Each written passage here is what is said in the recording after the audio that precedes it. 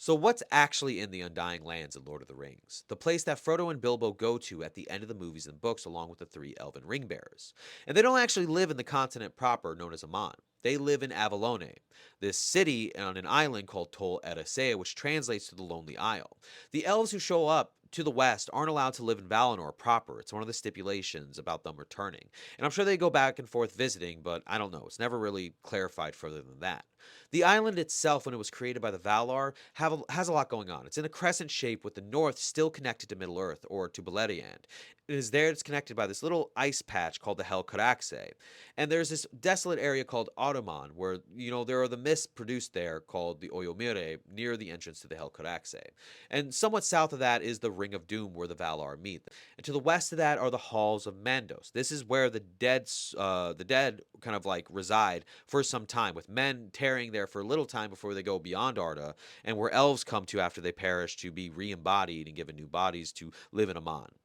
Below that are the kind of lakes of Lorien, the land of dreaming, where they have this big lake that has a tiny island on it called Loralin. This is where Este, the healer, one of the Valar, resides.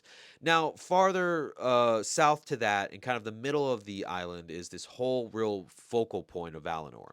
It is where Valimar, the city of many bells, the city of the Valar, and where the Vanyar reside, is created. And to the west gate is this hollowed mound of the trees of Valinor. It sits on a mound called Ezelohar, and these two trees are the tree of silver, the elder tree, Telperion, and the tree of gold, the younger tree, Lorelin. And they are the trees that are like kind of what provide light here, as well as the counting of time because they wax and wane.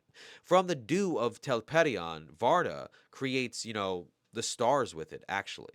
But in the center is this kind of opening in this range of mountains that surround Valinor, which protect it. It's called the Pelori, and it is there that is the Calakiria, the Cleft of Light, where light pours out to the Bay of Eldamar, as well as the city built by the Noldor elves when they show up here, Tirion on Tuna.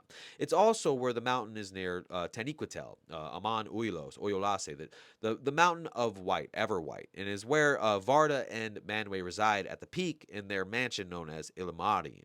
On the Bay of Aman, or the Undying Lands, is Alcalande. This is where the sea elves reside, the Falmari. This is where the first kinslaying happens. But all the way south, in an area called Avatar, where light doesn't reach, the light of the trees, is Ungoliant, the Gloomweaver. It is where Melkor goes, and he uses the mountain range Pelori, where one mountain, Hirarmentir, he crosses up with Ungoliant to get into Valinor proper. And he lands in the forest of Orome, located at the south here.